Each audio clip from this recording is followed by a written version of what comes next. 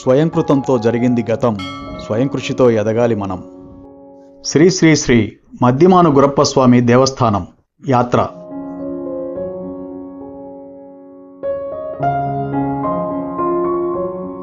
ఓం శ్రీ మద్దిమాను గురప్ప స్వామి నమః. కడప జిల్లా పూర్మామిళ్లకు దగ్గరలోని సగిలేటి ఒడ్డున వెలసిన శ్రీ శ్రీ శ్రీ మద్దిమాను గురప్ప స్వామి దేవస్థానాన్ని దర్శించి తరించాలంటే ముందుగా కడప జిల్లా పూర్మామిళ్లకు చేరుకోవాలి.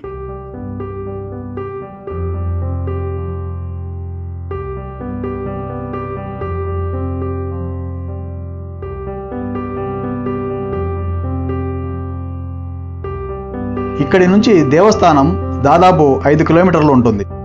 పూర్మామిళ్ల బస్టాండ్ నుంచి బయటకు వస్తే కడప వెళ్లే వైపు రోడ్డు మీద సర్వీస్ ఆటోలు ఉంటాయి. ఒక్కొక్కరికి 20 రూపాయలు తీసుకుంటారు.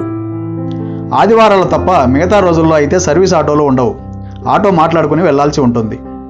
కారులో కానీ ఆటోలో కానీ కడప వెళ్లే దారిలో 1 కిలోమీటర్ వెళ్ళగానే రోడ్డుకు కుడివైపున శ్రీ శ్రీ శ్రీ మద్దిమాను గురప్ప స్వామి దేవస్థానం అనే ప్రవేశ తోరణం గుండా ప్రయాణించాలి.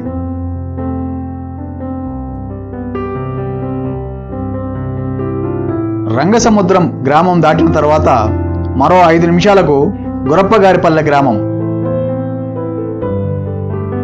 ఆ గ్రామాన్ని దాటితే ఇక ఒకే స్ట్రైట్ రోడ్డు మీద ప్రయాణం చేస్తే మరో 2 నిమిషాల్లో దేవస్థానాన్ని చేరుకోవచ్చు.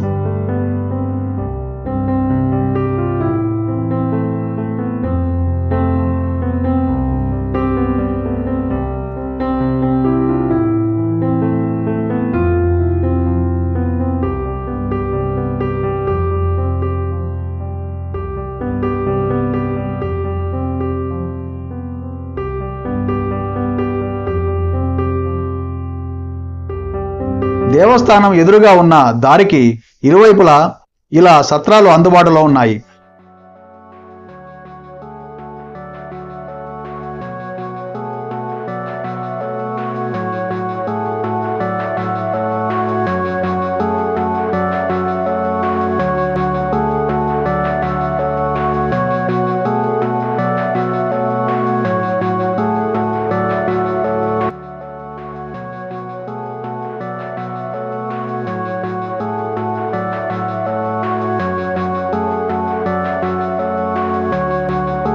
అరణ్యంలో వెలసిన ఈ దేవస్థానం సువిశాలం.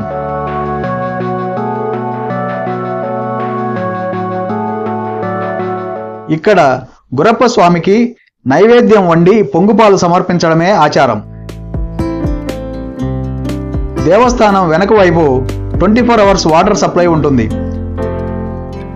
ముందుగా దంపతులిద్దరూ వస్త్రాల మీదే నీళ్లలో మునిగి నైవేద్యం వండాల్సిన పాత్రలో బియ్యం కడిగి నీళ్లు నింపుకొని తడిబట్టలతోనే గుడి చుట్టూ ఆ నీళ్లను వారు పోస్తూ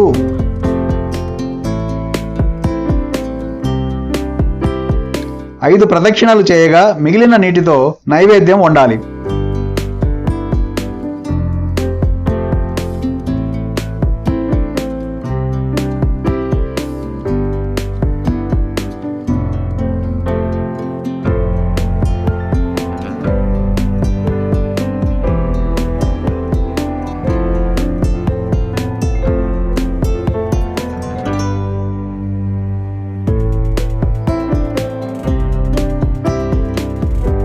పాలు పోసి వండేటప్పుడు ఆ నైవేద్యం పైనున్న పొంగుపాలను గురప్ప స్వామికి సమర్పించాలి.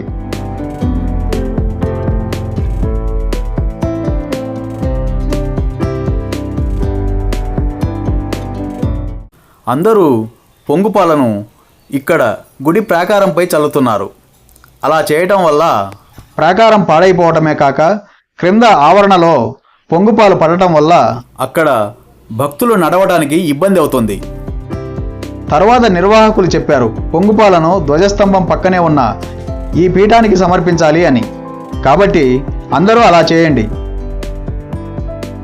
దేవాలయం ఆవరణలో స్వామికి వెనుక ఉన్న ఈ వృక్షమే అర్జున వృక్షం. ఇదే మద్దిమాను.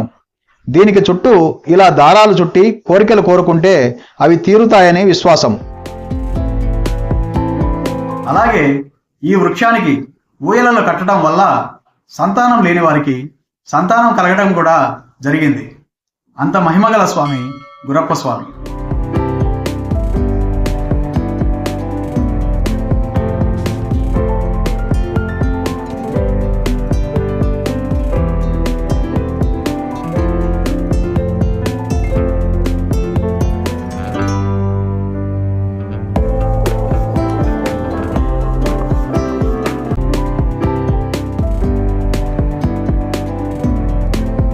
వండిన నైవేద్యాన్ని విస్తరాకులో పెట్టుకుని స్వామికి సమర్పించి దర్శనం చేసుకోవాలి.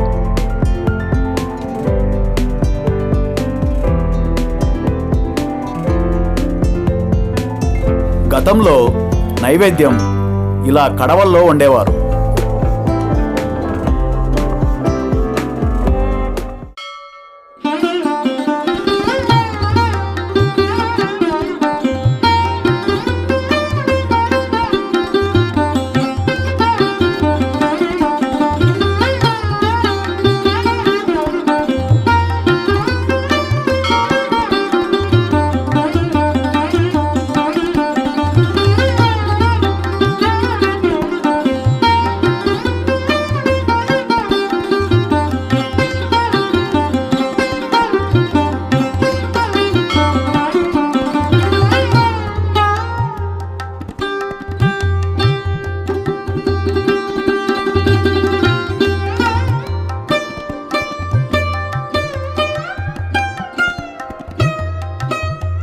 ఇక్కడున్న ఈ స్తూపం మీద గురప్ప స్వామి చరిత్ర మహాత్యం లిఖించబడి ఉంది.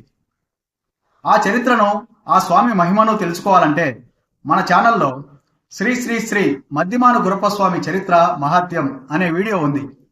క్రింద కామెంట్ బాక్స్లో లింక్ పెడతాను, చూడండి.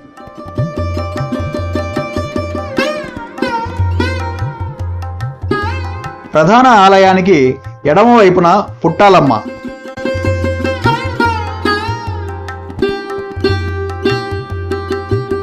ఇలా ముందుకొస్తే గంగమ్మ తల్లి ఆలయం ఉంది.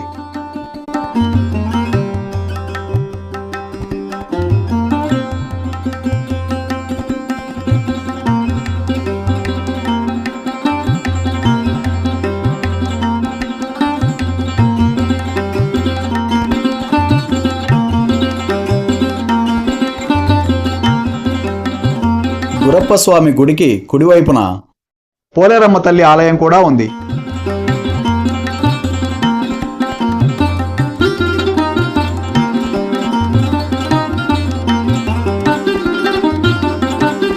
గుడి వెనుకవైపు ఉన్న కళ్యాణకట్టలో గురప్ప స్వామిని ఇలవేల్పుగా కొలిచే భక్తులు తలనీలాలు సమర్పిస్తారు. వారి పిల్లలకు ఇక్కడ పుట్టెంట్రుకలు కూడా తీపిస్తారు. అంతా అయిపోయిన తర్వాత మరి భక్తుల ఆకలి తీర్చడానికి నిత్య అన్నదాన సత్రం ఉంది. ఇష్టమైతే అన్నదాన నిర్వహణకు భక్తులు చందాలు సమర్పించవచ్చు.